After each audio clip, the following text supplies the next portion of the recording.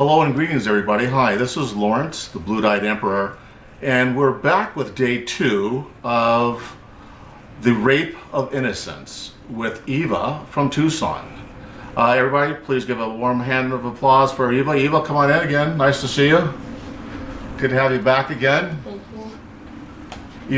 Eva has her trusty pillows here to keep her in check. Everybody has to have a squishable pillow every now and then, but Eva, come on in closer so you can get the camera, because the camera can't see you. There you go. Let's see there. There we go.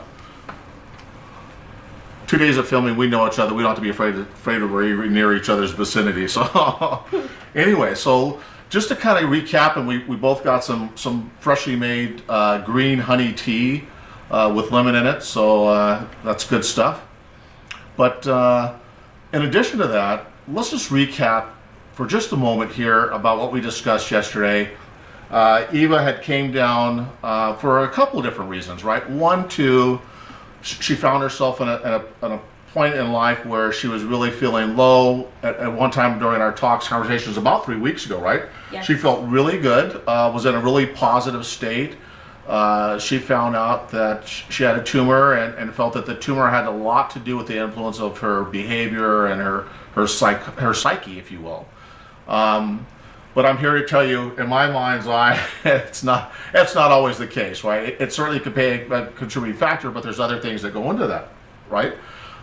So just to kind of recap, we'll talk about briefly. Eva's parents had given her away at 2 days old to her grandmother in Mexico, and she spent 6 years there. Her parents brought her back, lived there for 2 years, 4 years.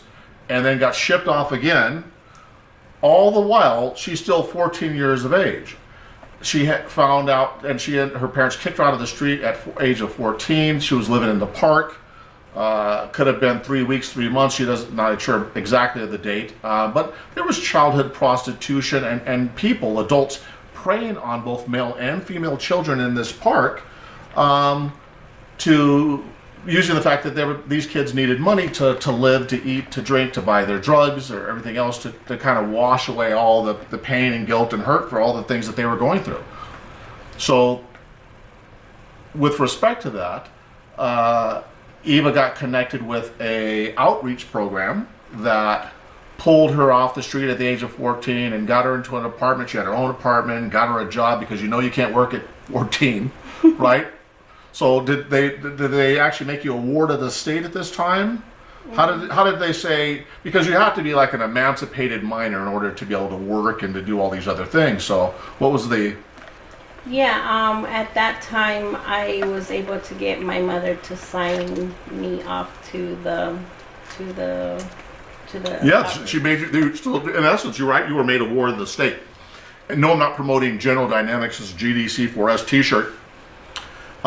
In fact, I hate GDC4S for all those watching, for several reasons. We'll talk about that's another video about companies I like, companies I don't like, companies that hurt people, companies that help people.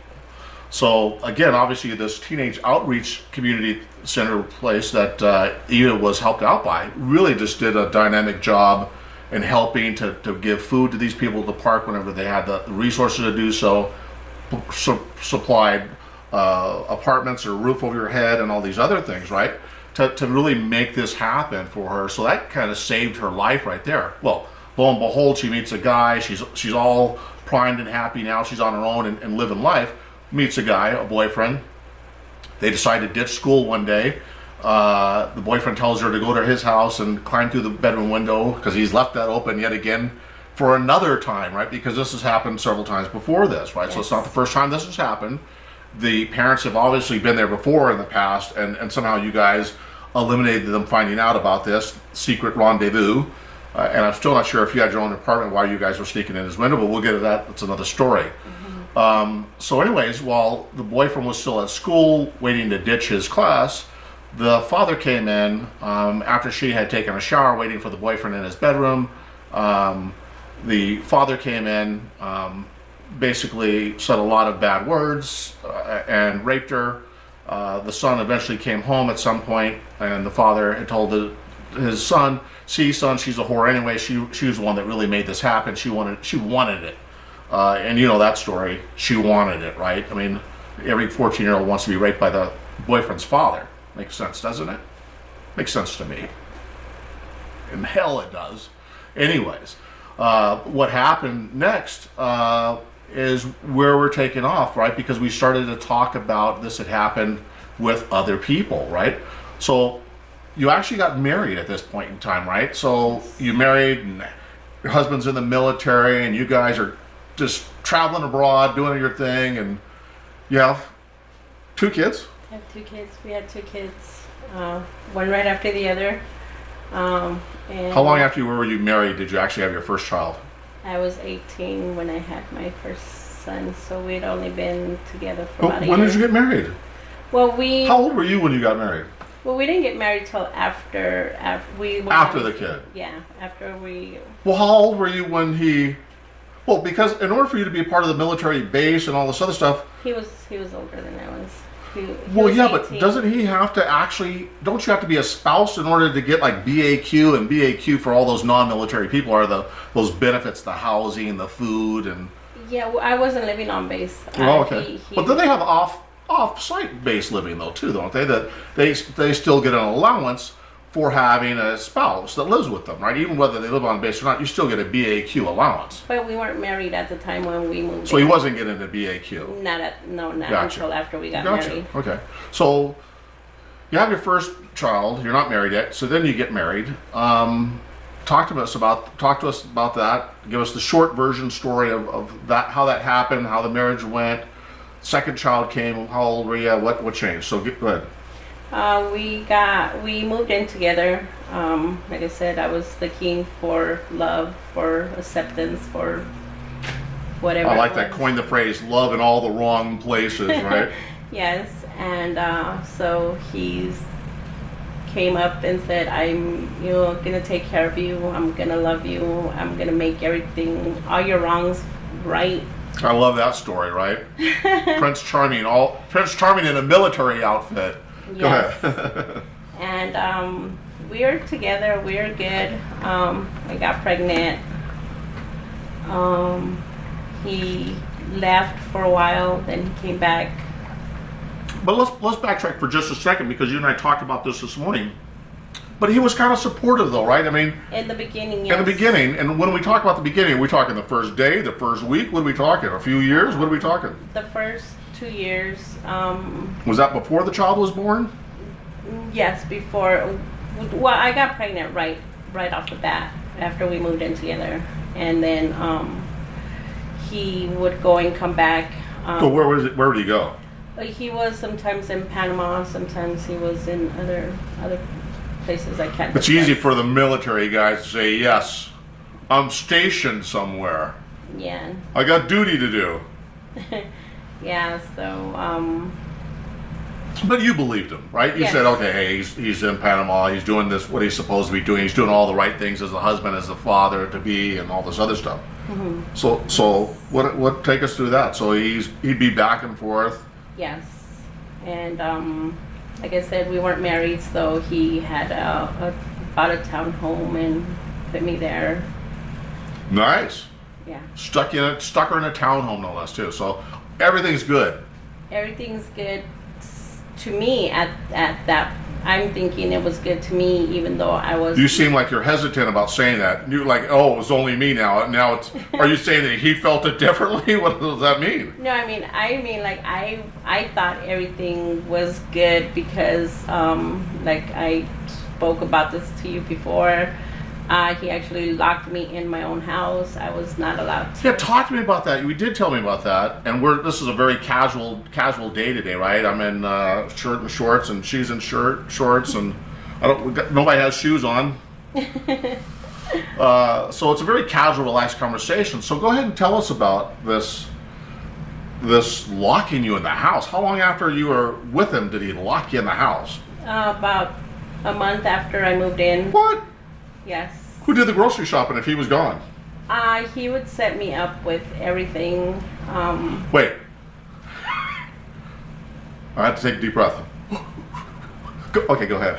Yeah, he would, because it was just me and I was pregnant at the time, so The times that he would be there, everything was good. I would only go out with him. What was going through your mind when this guy didn't allow you outside the house unless he was with you? What nationality is this guy? He's an American. Caucasian man. Caucasian, wannabe Hispanic or Mexican. I don't even know what that is. He's Either he's white or he's not. well, his race is white, but he wanted to be Mexican. Oh, well, okay. To every extent. I want to be president. I'm not. And he took that role of the Mexican macho machismo guy. Wow. That sounds like the start of a real narcissist sandwich, if you're asking me, right? Let me lock you in the house for your own safety. That's exactly what he said. How did I know that? Those were his words. The only reason I'm doing this is because when I'm gone... I can only fathom what is the guy's mind that locks a woman in the house, what he's probably saying to her. I've seen that on, what was it, what's that crime show I just got finished watching with Chris Hansen? I just got finished watching 3-4 hours binge watching Chris Hansen this morning. And I think one of the guys said the exact same thing. I'm going to lock you up for your own good. Yeah, because he was, what if somebody comes in and hurts you? What if somebody... What if others, how do you get locked in literally? Did he literally lock you in? Or did he just say, keep the doors locked, honey, and stay inside? No, he deadbolt the door, the front door. So you need a key to walk in the house and out. What happens if there was a fire? I probably would have been burnt. Wait a second. I don't have a fire extinguisher. I'm locked in the house and there's a fire. I have to urinate on the fire, right? No, I did have this. Oh, wow. Fire What a extinguisher. nice guy. He gives her a fire extinguisher as well, too. Awesome. Just an awesome guy. Well, go ahead. So let's hear about this awesome guy and how he gave you a fire extinguisher. So he say, hey, I'm gone for what, a month, 2 weeks? How long was this guy gone? He was sometimes gone for about a month, 4 weeks, and then he would come back. And because he would fly, he would be sometimes in I think North Carolina. Yeah, I think there's what branch was he in? Like Army? Oh yes. yeah. I think there's a Yeah, I forgot the not name. Bragg, Yeah. Fort Bragg or something, right? I forgot the name of the base. Yeah. And then sometimes he would come to Fort Huachuca, which is in Up northern Arizona. Yes. Yeah, I think Sierra Vista. I think I had to go there for General Dynamics. So he would come and go, and then if he would stay longer, his dad would come and drop off groceries or whatever. What the F? You know me, I'd say what the F you beep, but we're on camera so I don't do that. But crazy, the father was involved in this scenario. So the father knew you were supposed to be sequestered and locked in the house as well too? He was a white man. He's Spaniard. Oh, he's from a... Spain. Wait. Well, then your husband wasn't Caucasian. Well, He was Spanish. To me, they were. To me, his mother was Caucasian. Well, let's not get the white guy in trouble here, right? I mean, come on. We're talking a Hispanic guy, right? But from Spain. Yeah. So not the same thing, right? But Latin. Hispanics are Mexicans that are descendants of Mexicans from Mexico that were born in the U.S. Mexicans are from Mexico that live in the U.S. and Spaniards are from Spain. I think I got it right now after 3 days. Yes. So, a Spaniard, right? Yes. The typical culture, and no, I don't hate all Hispanic, Spanish-speaking Spaniards or Mexican people, men, that is, but it's the culture. It's what they're taught how to behave and how to control their wives and families and their kids. Yes. Crazy scenario. So tell me about this. The father's a part of this. Does the father have a key to let you out, but you don't have a key to get I out? don't have the key to get in. The or father out. does. Yeah. Wow. I'm surprised he didn't try to rape you while he was there too. Well, that's a whole other ballgame? No, Oh. he never. He was. Thank God for something, right? Yeah. Okay. So the father's bringing you food and Yeah. you're pregnant. I'm pregnant. I have the baby. Wait. While you were locked in or when you were unlocked? How did... Yeah. Well, I was what do you call it? My first two kids were not born in the military base. They were born outside of the hospital. Yeah, but how did you get outside the house to have the baby if you're locked in? What if he was gone? No, that he would, he, like I said, he was, Could you use the phone? yes, I did have a phone. Was it a cell phone or a landline? No, it was a landline. Oh. But by that time, I had no friends. I had no family. Of course, keep you secluded, right? Yes. The whole thing, keep you locked in a little cave in the room where you have no exposure outside for anybody to say, hey, guess what? This shit's crazy. Yeah. The only friends I had were his friends. The only family I had after that was his family. Because they're all in on it. Wow. The conspiracy of this, right? Wow. The absolute conspiracy of this is just phenomenal to me. I gotta have a sip of tea after that one. I'm going bonkers on this thing. But go ahead. So anyway, so the family and friends, and I'll scoot you in a little bit so I can see my camera shot right here. But anyway, so the family and friends, the parents, everybody's involved in this conspiracy to keep you locked in the house. Yeah. Well, not the friends didn't know. Didn't know. Or I'm not. I can't say they didn't know. But did they come over to visit and they go, hey, how come you're like, hi, I can't. Here's the door. Hi, yeah. I'm sorry. John's not here. No, we never had visitors. No, nobody ever came to our house except for his parents. Like, we would always go out. Like, if we went to a party or barbecue. Well, didn't the dad come over to deliver the damn groceries? Yeah, but he wouldn't stay. He would just come in. He'd slide the groceries, open the door a crack and slide the groceries, put the groceries in the door and then turn around, lock the door and leave. Yeah. So you had no exposure to the outside world. Where's your mom, brothers, and sisters through all this crap? Well, I wasn't close to them. They didn't. You said, fuck it, huh? I ain't talking to you dumbasses after the shit you put me through, and now all of a sudden, Yes. now all of a sudden you groomed me for a new asshole who's gonna lock me inside and keep me captive. I say let's go arrest that son of a bitch now. That's what I say we do. But he's paying his dues now. Well, let's talk about his dues. What does a shithead get for locking a woman in a house? For how long? It lasted till my kids were in school. Wait a second. Wait a fucking second. From birth to school is 6 years. Yeah, well, there was a time when we got separated. I left him and I moved to But California. what caused you to leave him? What caused you to leave him, or for you to be gone long enough to be able to file something with the doggone locked in the house situation? How did you get out? Well, because we had been arguing and fighting. I just had my son, my first son, and then I was pregnant. I got pregnant right off the top, like I said. And I was maybe 3 months pregnant, and he was there, and that's when the arguing started happening. Yeah, wow. Started calling me names and all kinds of stuff. So he locked you up. Was there any physical abuse at this time? No.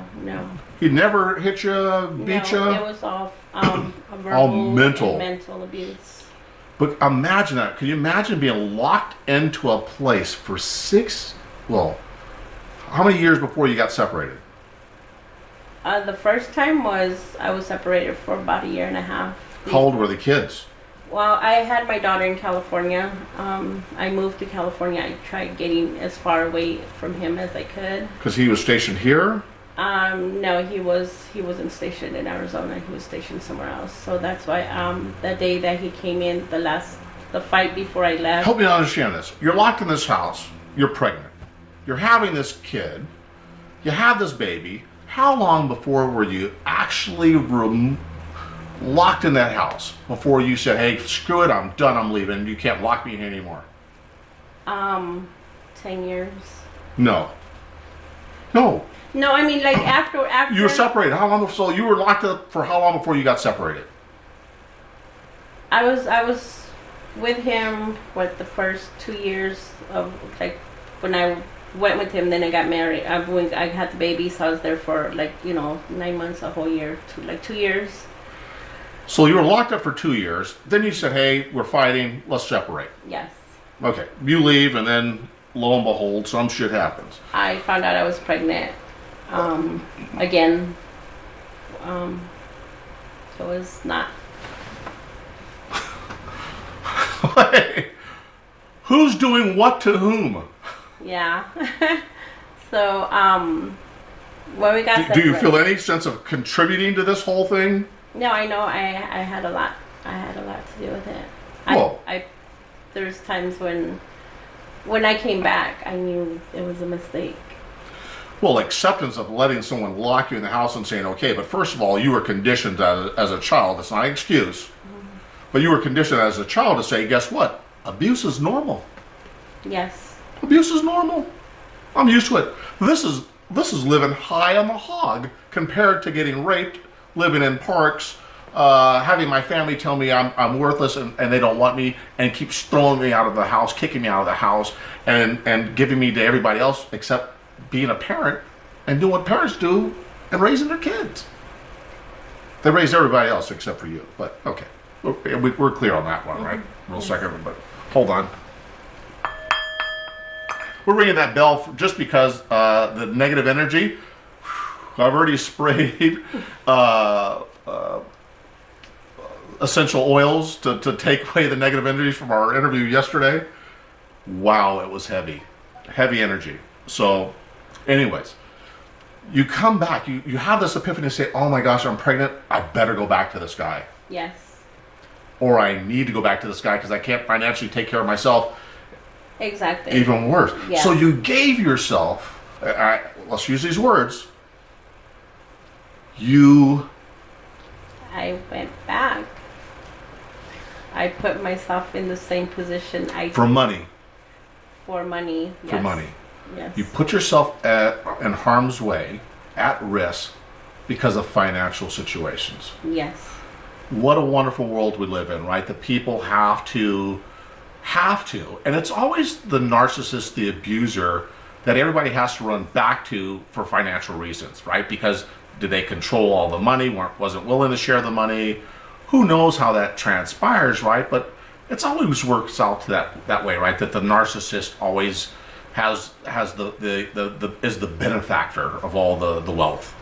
Yes. So you go back, you say to yourself, and right now I'd be sticking bamboo shoots under my fingernails as part of my torture while I'm driving back home over there going, hey honey, I think I'm going to come back now. Slide another bamboo shoot up my finger because it must have been painful. I cried on the way home. Yeah. Well, not home. Is that really home? Well, to the place you called home, right? But yeah, wow. So anyways, I know you're starting to get emotional right now. It's all right. Well, maybe we'll get you some, take a break? Okay. So talk to me. You go back and now you have another child. Yes. And Where are we at now? How many years? It started all over again right after I had Locking you back in the house. Yes, and his thing was the kids. Something had happened to the kids. And hold on a second though. So give me a picture of what you were and how you were emotionally and physically, because he used to call her names. And give us an example. What kind of names would he call you? What were some of his pet favorites? Oh God. Oh God. Tell them. If you can degrade a woman to no extent,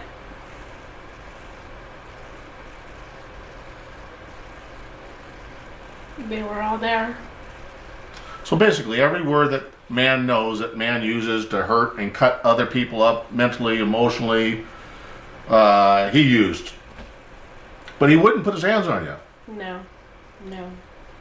How does that even work? I mean, what was his rationale for these name callings if he was so careful? Oh, that's right. You told me he used to go around punching every door in the house. Yes. Wow. And your theory was he was so nice to me. He loved me so much that he didn't hit me. He hit the doors instead. Yes. That's how I thought it at the time. And what did I tell you? So here's my take on this. He was such an idiot and such a narcissist that punching the doors in front of her merely showed her that he was capable of the physical abuse and could do bodily damage to her, which in her psyche said, oh my God, I'm in fear. this man could hurt me. If he could punch a door and put a hole in it, he could punch me and knock the living shit out of me.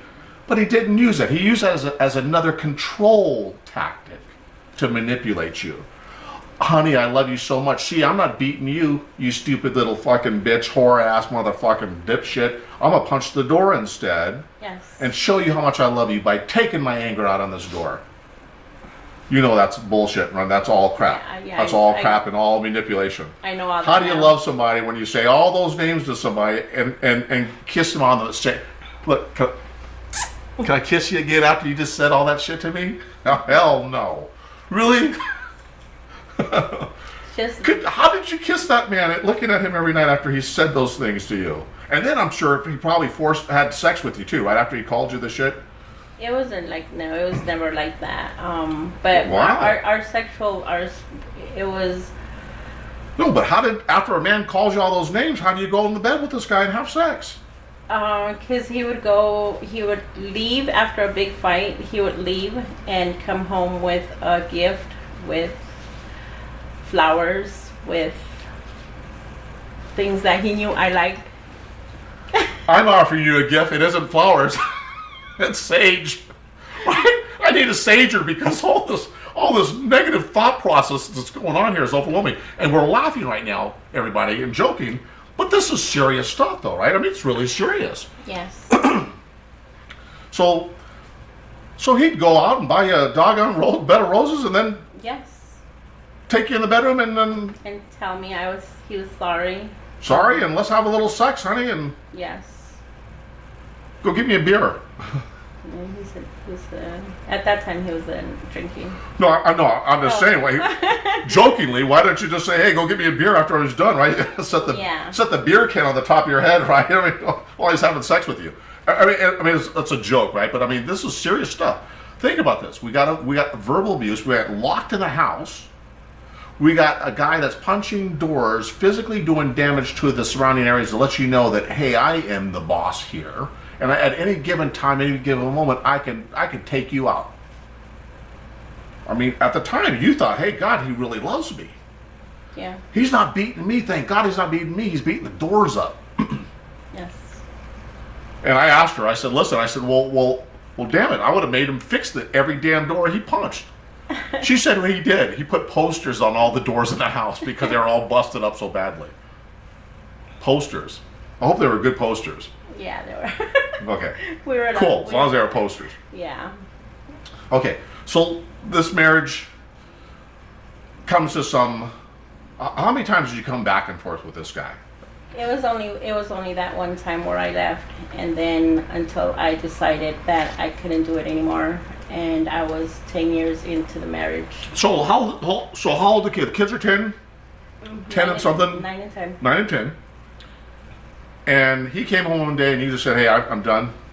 No, he went to Canada to his best friend's wedding, and he took the kids with him because Canada. Because I didn't want to go. Okay. And hey kids, let's go to Canada. Yeah, but no, by this time things had sort of changed a little. In what way? That because I was allowed to go out. Because I got a job. Did you hear that? She was allowed to go out. Yeah. Well, after my kids went full doesn't that feel weird to you to say those words, have those words come out of your damn mouth? Now, I'd be like, what the? Now it's all so surreal. Now it's all so, oh my God, I can't believe I let all this happen.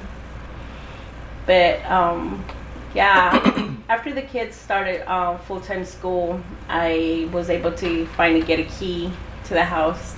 I would walk them to school. That's awesome. He let you have the key to the house so you could walk the kids to school and continue your faithful duties. Yes.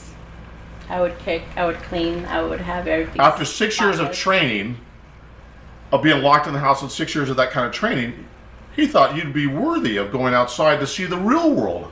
Yes. How old were you now? You're 24, 25? Yes. Still young and in your prime and... Yes, and I told him I wanted to get a job.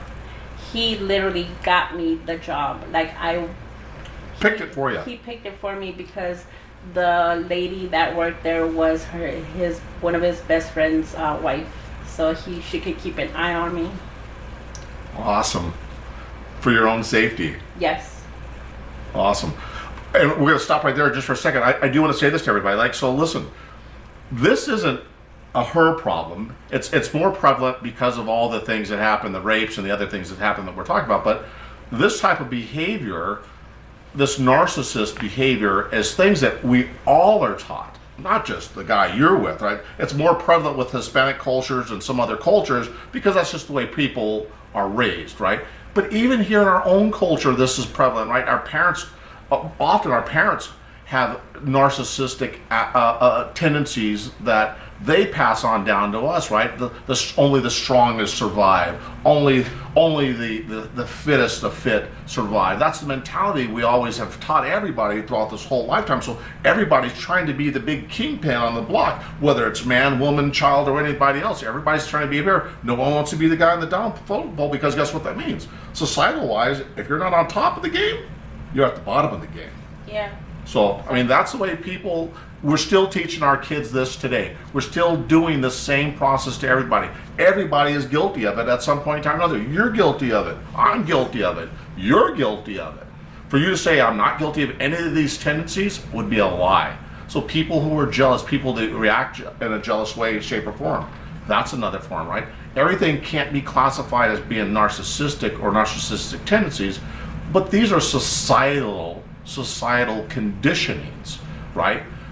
I'm sick and tired of the word narcissist because there's a myriad of different behaviors as a community, as a clan, as a society, as a nation, as a world that we condone and teach our kids since the beginning of time. It didn't start last week, didn't start 10 years ago.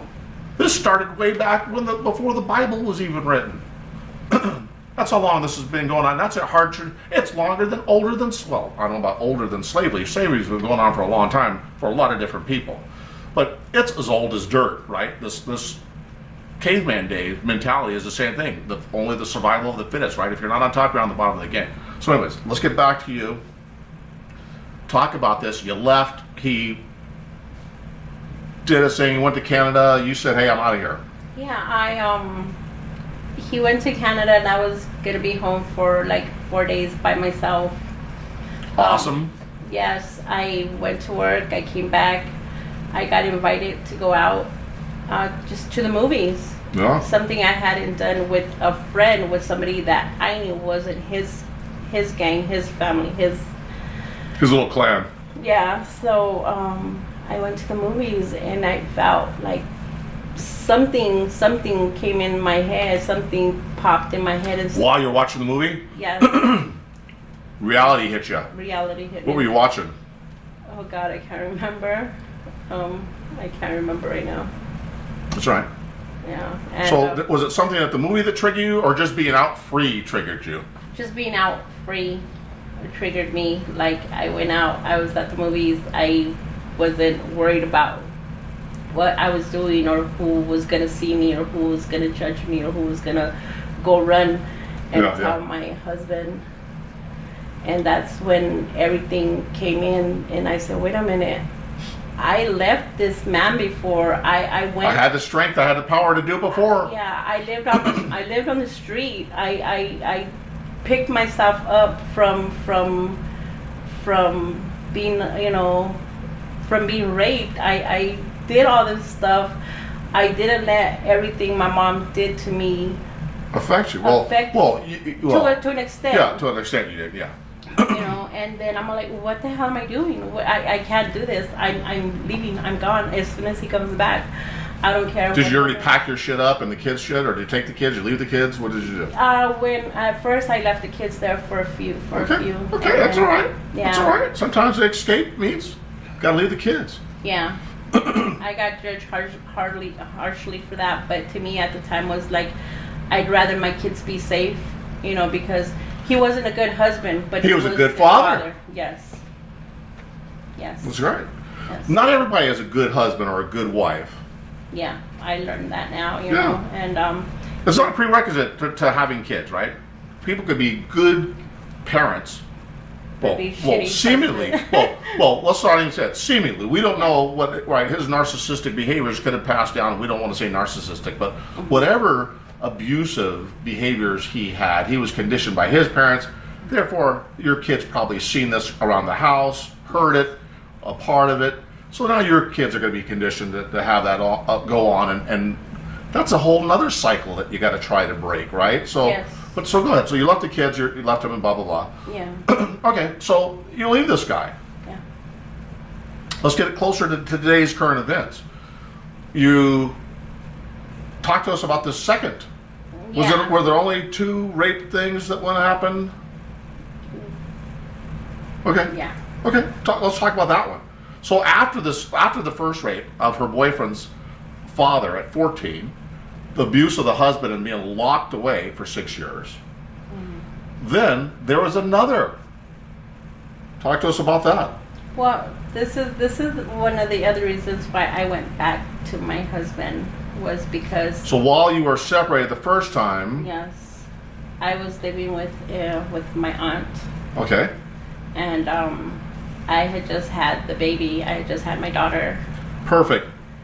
and You're convalescing now, right? Because you just had a baby, and we know can't move around too soon after that one. That's for sure. It's not like you're jumping up and doing jumping jacks the next day. But no, go I ahead. had Csection. Still, that's even worse. Yeah. So I was had the baby, and I already had an apartment that I was gonna move into, because that was my agreement with my tia, my aunt. After I had the baby. So she said, "Hey, you can have a baby, and then you gotta get out." We shouldn't say I had to get out. I wanted. Okay. So Yeah, I don't want to paint anybody that wrote the wrong paintbrush today. Not that they're all not guilty, but go ahead. Anyways, go ahead. So anyway, my baby was maybe we had been out of the hospital for about a week. Well, I had been there for a week, and then I was home for like 3 days, maybe 4 days. So this was, I think, like on a Wednesday, and I was gonna move out by Friday. And my uncle, my aunt, and my cousin went to the store. The grocery store? Grocery store, yes. And my uncle was in the room, in the living room, and I was, because there was a bed where I used to sleep. Yeah. It was like a day bed. Of course, you're laying down. You're trying to convalesce, right? Just Yeah. No, I was sitting down. yeah, but you're still convalescing, right? Yes. 4 days after a stomach surgery is Yeah. So I'm sitting there, and I'm, the baby's asleep, and my little boy's walking, playing, and my uncle, he starts saying, like, I'm so sad that you're gonna leave. Like, you don't have to leave. You can stay here. And he was sitting down, and I'm like, oh, well, I know that. That's fine, but this is something, I'm trying to get on with my life, and I'm so grateful. I'm so happy that, you guys let me be here. yeah. And you're about 28 years old when this is going on. Yep, go ahead. And he got up. He got up, and he like touched my hair, and I felt kind of awkward, because he'd never done anything. Hey, uncle, I don't need my hair combed right now. I've already done it. And then he's all like, I don't want you to leave, and he like threw me, because I was sitting on the day bed. From sitting, talking, to touching your hair, to throwing you down. Yeah. And and the baby was on the bed with me, and my little boy was, Running around playing. and he like jumped on top of me, and he started groping me and touching me, and I was crying, for one, because I was scared, too, because I was in pain. Yeah, the guy's jumping on top of you. You just had stomach surgery. You just had a baby that's newborn that's lying right next to you, and your other baby playing on the floor, and there's your uncle. And my little boy, he was a year old, and he's like hitting my uncle, because I don't know, his instincts, kicked in or whatever, and I'm trying to fight this guy off of me, and I'm telling him, I'm telling him, like you can't, like, the baby's here, like you can't do this. Wow. Yeah. So imagine, everybody, that here she is. She's just got out of the hospital. 4 days out of the hospital, had a C-section, newborn baby sitting there, and here's her aunt and her cousin go to the grocery store. Her husband uses this as an opportunity to come in there and jump on a woman that's surgical procedure, and you're fighting them off. And I'm fighting him off, and as you know, like trying not to let him take my clothes off. Like he's trying to rip my clothes off, and I'm like pulling my shirt, and my little boy is screaming at this time, crying. Like I could hear him crying. wow. And And everybody forgive me, my neighbor's taking his trash cans outside, so if you hear background noise, don't. Well, and he all this is going on, and like he heard my aunt in the car in the driveway, and he jumps off of me, and I sit up, and he just like, I will hurt your baby, I will hurt your baby. he said, I'll hurt your baby. So he threatened you that if you said anything to his wife, your aunt and cousin, that he was going to hurt your baby. Yeah. So you said, oh my gosh, let me just keep my mouth shut. Well, you kept your mouth shut for how long? I've never said anything. I've never told my aunt or my cousin. But you have told other people. Yeah. And well, she's told me too. But so. But very, very, like my best friend and some people that, like my daughter now that she's older. Yeah. But. So part of the reason why Eva's down here and has been down here for a few days is part of this whole healing process to talk about it and finally digest, the trauma that she's been through, and really understand that forgiveness. And I'll tell you what, forgiveness doesn't even have to be a factor here, right? You don't have to forgive the people that abused you, right? Because that well, oh, I know, I forgive you. They say that, hell, guess if you forgive all the people that all done all this damage to you, somehow you'll feel better about it. Well, no. No, you don't. You don't feel better. You don't feel better. What you do is you give people the satisfaction of saying, oh, I won again. See, they forgive me. It was okay then, it's okay now. Yeah. I'm not willing to hear anybody say that. Are you? Yeah. No. So part of the healing process for me and for you should be is learning to love yourself to the point, and we talked about this a lot, right? And we talk about love, and I don't talk about this kind of lovey-dovey. We laughed about that and said how silly that is. Even if you were to go like this symbolically to show self-love for yourself, right? Self-love, the word love in itself doesn't mean, oh, I love you, and it's a sexual connotation. The love means to allow yourself to accept the things that you've gone through. Allow yourself to accept that it happened, right? Yes. You cannot change it. No. You can't ever go back and change it. No. So forgiving somebody doesn't change the fact that the event took place, that this person raped you or this person did this to you. You can never change that impact of that. Not saying forgive you, not saying anything else. The only thing you can do is accept that it happened to you and what you do with that energy, right? So a lot of the things that we talked about, right, with you is that for Eva, a lot of the energy that you've harnessed, not only because of this, but the pain through your parents giving you away or not accepting, your brothers and sisters not accepting you, dealing with that pain that's manifested itself into self-hate, right? Because we talked about you having a tumor, Yes. having a surgery operation as well, and then finding out you have another tumor. And at the end of this month here, end of October, she's going back in for a CAT scan or MRI, another MRI, to find out what they're going to do about that. But, and we talked about also the fact that self-healing, right? With all this negative energy taking place inside you, your body doesn't really have the energy to allow itself to heal or to self-heal, right? So these types of tumors, especially non-malignant tumors, let's think about that for right now, right? Malignant tumors are caused by humans feeding us things with carcinogenic, rat poisoning, and all this other stuff that they put in cigarettes and our food and preservatives, right? That cause cancer. Now, Non-malignant tumors are growths that are usually, in my mind, are to say, hey, wake up. It's time to look at my health. It's time to look at how what am I doing emotionally to myself, because ulcers often are based on people worrying, Yes. doing all this types of stuff, right? It's self-inflicted, right? But when we think about empowering yourself to really stand in your strength as an individual, to self-love, again, self-love is to make yourself, allow yourself to feel the pain of the things that happen to you. Yes, and that was very, very painful.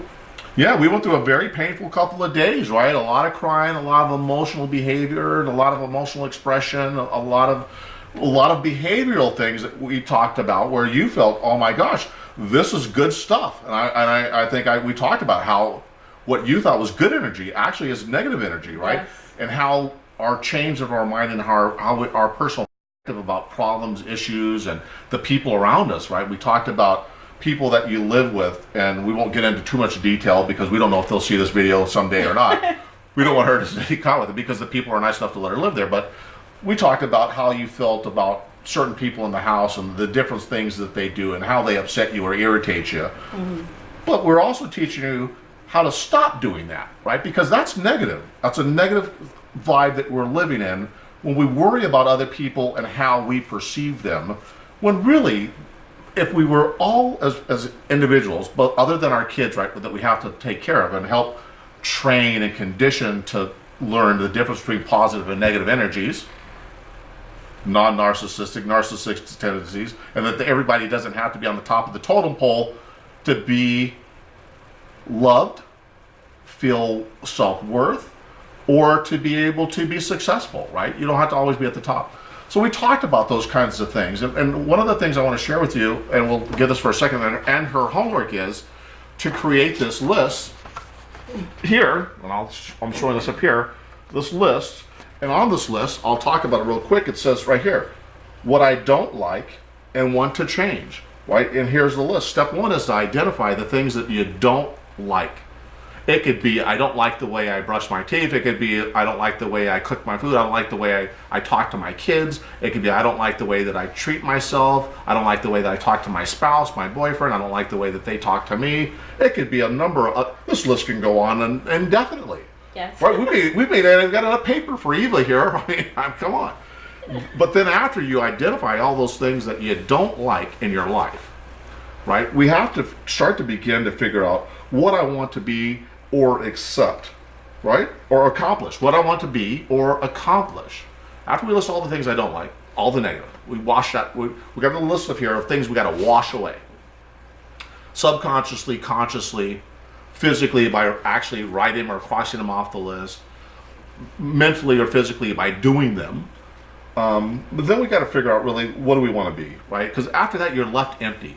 You lived on the negative energy of these people, the things that they're doing and everybody else's life, and when you empty all that shit out of your closet, you're left with nothing, right? You're left with yourself.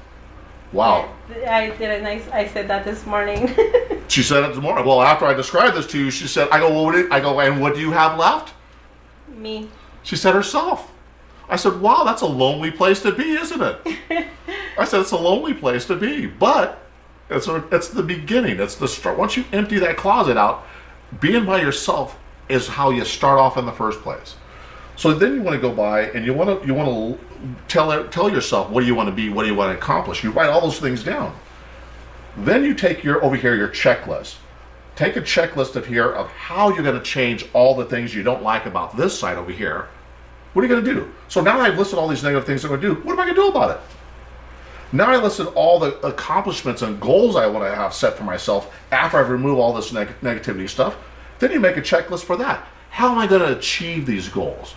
And literally, if you have only 20 things on this list, 1 week you cross off one. A month from now you cross off another one. If it takes me 10 years to get through my list, guess what? At the end of this process, I'm 100% whole. Unless you start taking in more negative energy, which the whole process is to not allow negative energy to come into your space, right? So once you start doing this process, it becomes rhythmic, right? There's a rhythm to it that allows you to identify people, negative things, allows you to come in and say, guess what? Hey, I'm doing this, I'm not doing this. It allows you to process this information much faster. It doesn't take a lifetime to learn these lessons. It doesn't take a lifetime to fix the things that are broken, right? So Miss Eva is going to be departing us early tomorrow morning, and we really appreciate you guys watching. I'm going to let Eva have the last word here. Eva, why don't you share some last thoughts about your process, what we've done here, and what you feel and what you think? And wow. Well, I told, I call him Lorenzo. I feel rather than calling me a dickhead, I prefer Lorenzo, but go ahead. No, I'm very, very grateful for these days. I'm grateful that I was able to meet him, and he's done so much for me. He's made me see all the things that I didn't want to see about myself, or I didn't want to accept about myself. And I want to start this new journey to self-heal. I think I'm there right now. I just need to go forward now. And I appreciate all of you who have seen this video, and maybe some of you guys can relate, maybe you can't, but if you take something. Oh, I can assure you, there's a lot of people that have gone and shared stories with me very similar to yours, right? Very similar. Yeah. So you're just the unlucky one that got my first interview. So, yeah. But go ahead. So, but I think really, and Eva, speaking to everybody else out there, and to give yourself credit for this, you really went through a hard process here, right? Of self-learning yourself and training yourself. Really, that your thought process really dictates your future. Yes, because my biggest thing is that what I've learned is I always thought to myself, I'm the less judgmental person in this world, and I'm actually the worst judgmental person in this world. Yeah, that was a hard lesson to teach her, right? She said, oh, I don't judge anybody. And she judges everybody. I judge everybody, and it's not nice. It's not nice, is it? No, it's but not. It's really, it holds a lot of negative energy in it. And yes. Can you imagine, like I said before, right? Us as individuals, if we had 100% full power, we're operating at a level 10, which means we love people, we love God, we're not judgmental, we look to find the middle road rather than argue with people. We do all these great things. But when we start to judge people, oh my God, look at that dumbass over there, the way he's driving, or look at that person, or look at that, what's going on over there, right?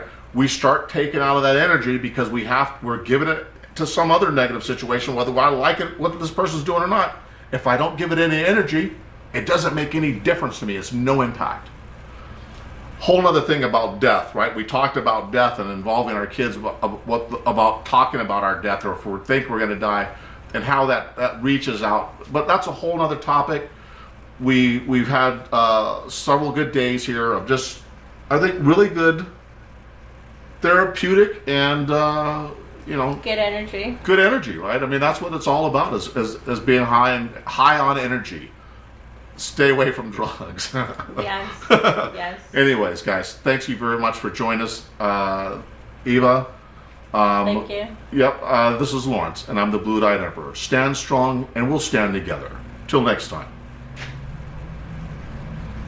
Hey everybody, please also remember, stay tuned. Our next upcoming interview is going to be with the famous band, and that will be taking place probably next week, so stay tuned for that. Be sure to chime in and watch that video.